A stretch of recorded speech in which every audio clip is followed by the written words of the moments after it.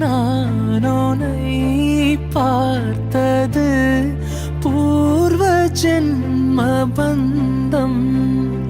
நீண்ட நாள் நினைவிலே வாழும் இந்த